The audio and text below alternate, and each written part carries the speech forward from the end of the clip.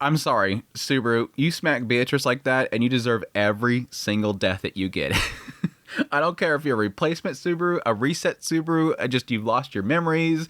I don't care. If you're a parallel world Subaru that has come over here to sort of take over for a brief period of time, you deserve every death you get for slapping Beatrice like that. But no, episode 74. My gosh, where do I start? Where do I start with this episode? This was a very interesting episode. Yes, at face value, this is sort of what I feel is like the author trying to show us how much Subaru has grown. Like, let's show you how he was at the very beginning. Like, let's go way back to episode 1 and show how, like, fragile he was. That's what I get a sense of this, because we have a reset point. It's in fact Subaru. Like, we get to see in his memories, it's legit him. Like, he has memories of his parents. He has memories of going to the convenience store. He jumps through and he suddenly is in this world. Now he's at this point rather than episode 1. And you get to see how, like, extremely, like, quick he goes and breaks, and how paranoid he becomes, because that was a sense that we got from Subaru before. Like, the point at which he dies, like, multiple times, and it starts to click for him what's happening. He starts to get really paranoid. And we get to see that again here. Suddenly he's extremely paranoid. Who is killing me? Oh my gosh. A lack of trust of these people that, well, not all of them. Let's be honest. It's not all of them.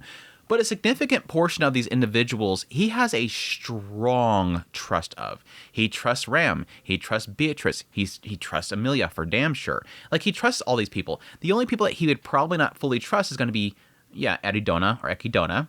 You're going to have, of course, Shala and Meili. And those are probably the ones that he'd probably be the most sus of.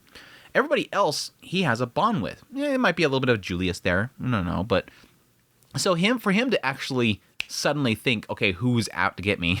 Which of these individuals? As he's dying, he's legit thinking about all these comments made. No, that's not the Subaru that we know. That's not the trusting Subaru that we know that's been through a lot of things with people. So this is sort of an interesting way of sort of seeing how much he's grown, how quickly he breaks. Just, it's hard to say this, but like merely dying twice is enough to break him. And it's like, it's the meme, right? It's the whole meme where you have like the current season 4 Subaru is on the noose, and then over here it's the reset Subaru, and he's looking over and he's like, first time, eh? It's legit it's that joke right there. It's legit what we're having right here. The interesting thing is here, of course, we did confirm this episode that what had happened, what I was kind of curious about, what had happened up until the point this happened, was that Subaru last episode went to the archive.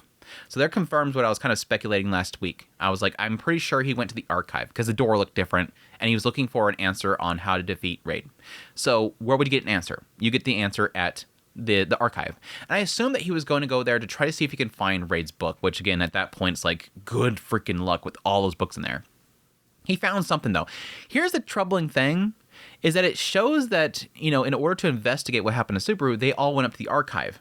Now, we don't get to see what they may have found the first loop, but in the second one, or at least later on, we do get to see at the very end of the episode, they are all in there, but the books are put away. So where they found him, when they showed the shot, they found him in the middle of the archive, and there was some books scattered off to the side. I was kind of hoping they would know which book he actually had in his hand, because that'd be telling. I kind of figured, like, okay, we found you there, and we went to get help, and you had a book next to you, and it hopefully somebody's seen what book it was. I want to know what the book is, because that's going to be the telling thing, is what was he reading. It does have him mention to Julius, when they were talking about where they found him, that, okay, these books, what they do is they let you relive these memories. Maybe it overloaded me, and it just caused me to lose my memories.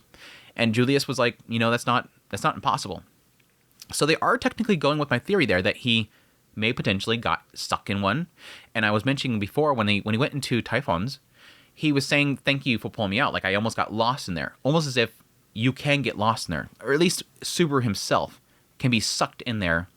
Now, technically, Julius did describe it the same way, I think. Yeah, Julius described that it was sort of, it takes you in there and you experience the memories. So he experienced the same thing that Subaru did. But somebody had to pull Subaru out specifically. And I think that might be a sign that, yes, if you open this book, you're going to get sucked in there. And yeah, you could get overloaded. But again, I still go back to my theory that it could possibly be that he finds a book on himself. One that died really early in, coming to this world or something like that. But it could be somebody else. It just sucks that nobody... they didn't find it. Like, they showed a shot where they're in the archive room, and the books that were in the middle, they're all cleaned up. And everybody's at their own little locations, and they're all looking in the books. So it didn't really show what was he reading. Why did they not know? Unless the archive puts its stuff away. Like maybe it has a magic that puts the books back up after a period of time.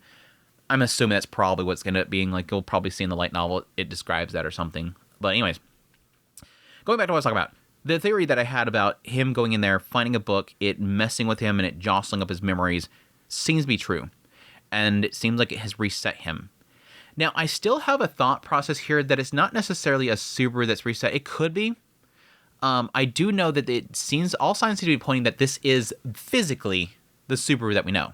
Like he even sees his hand. Oh yeah, this is definitely not my hand. What you said about me being here for a while and knowing you guys for a year, it seems true because my hand's all jacked up here. It wasn't like this when I walked out of the convenience store.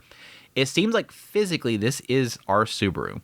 It just seems like mentally it's either a loss of memories or it's going to be a situation where a replacement or a potentially temporary replacement. Now, the question mark then goes into how exactly that happened. And again, that could be due to a trauma.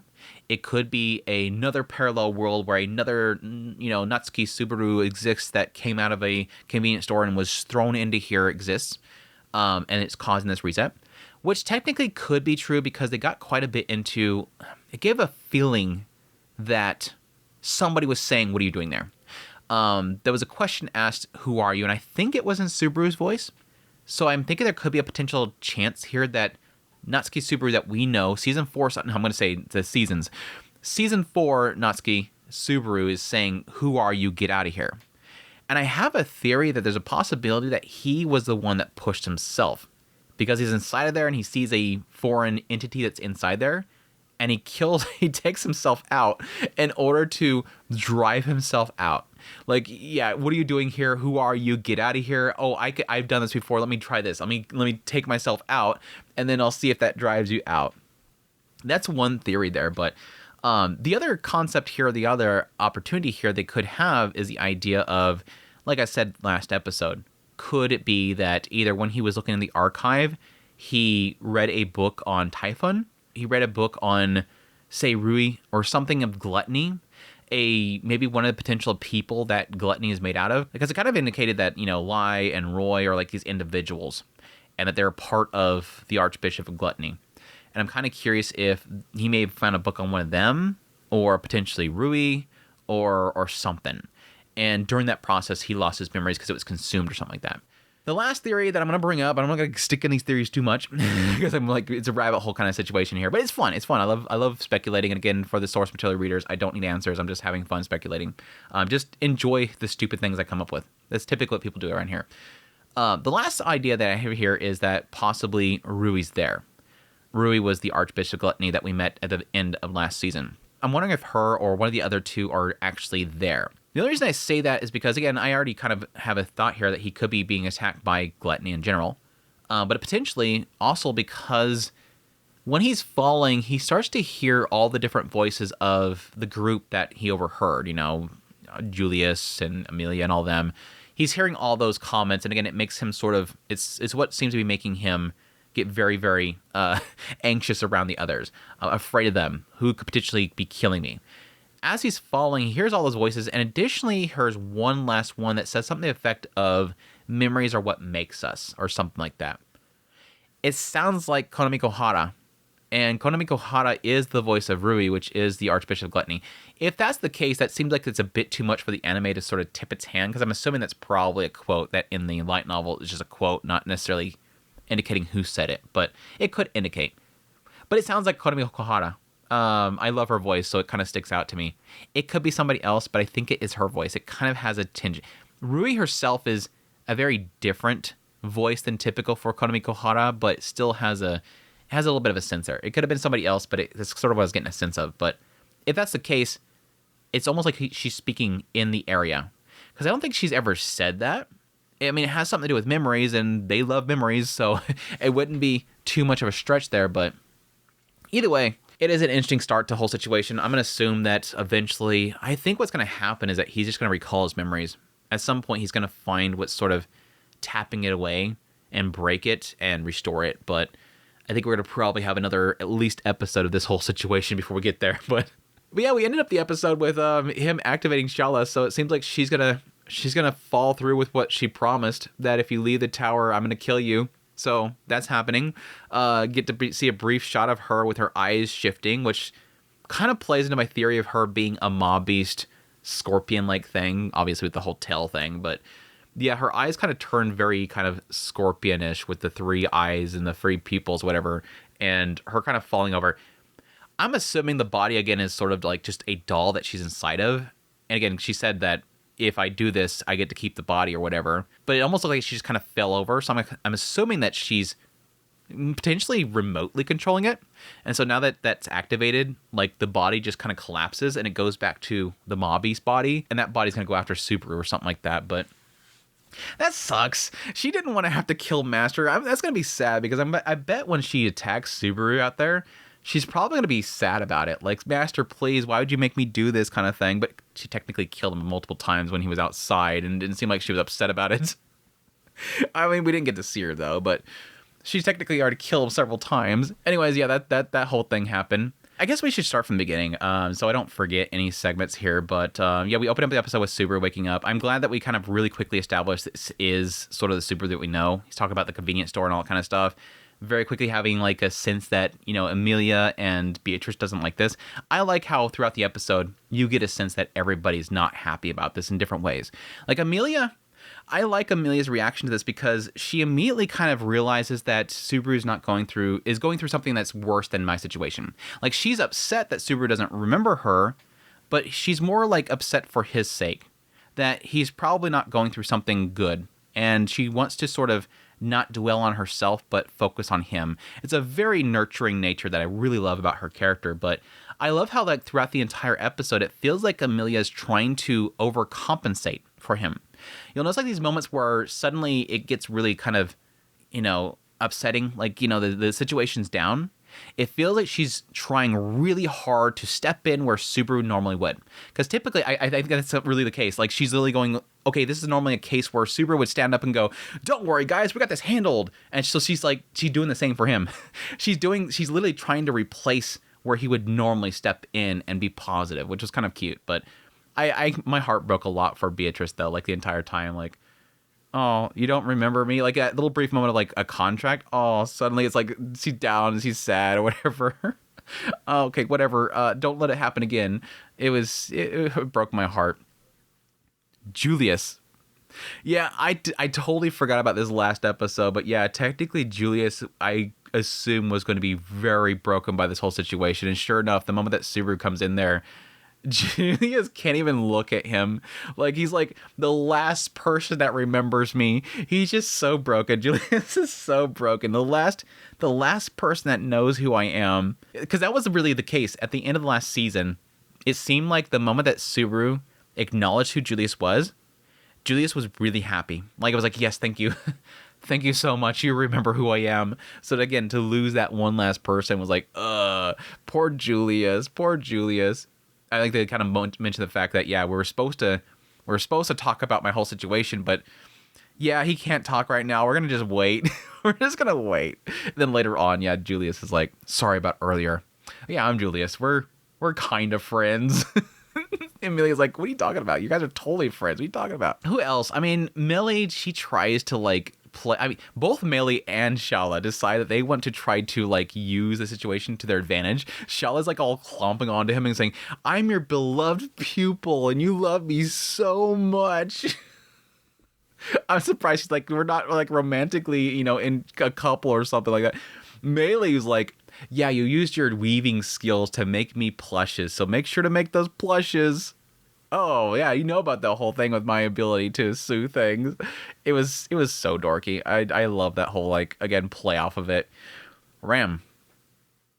The breakdown scene for Ram, that hurt. Oh my gosh, dude. There was a side of me that it was like she was almost pushing it so much. There was a side of me that almost believed, like, wait, did she see something I'm not seeing so far? Like, is Subaru legit trying to break something by acting like he's got his memories lost?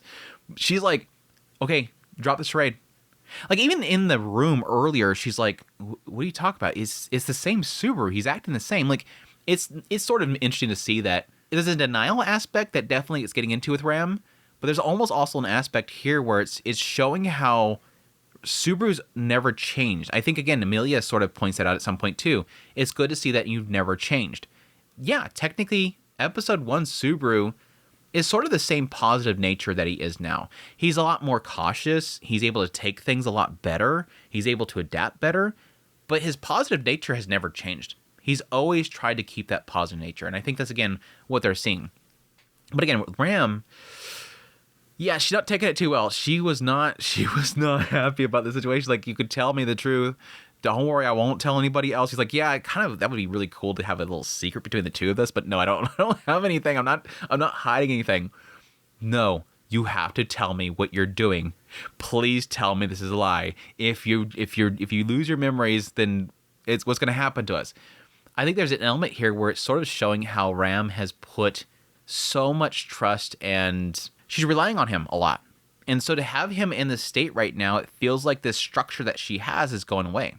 No, I was relying on you. You are our foundation. If you're not here, we're going to fall apart. I need you to be doing this. Otherwise, we're going to fail. Everything is you. Like, you've gotten us through the trials. You've gotten us here. If you're not in peak shape, this is going to fall apart. And they sort of mention that later on. When he overhears them talking, it's really like an aspect of, like, we can't keep him around because he's not in full shape here. Yeah, he's a liability right now because he's not in tip-top shape.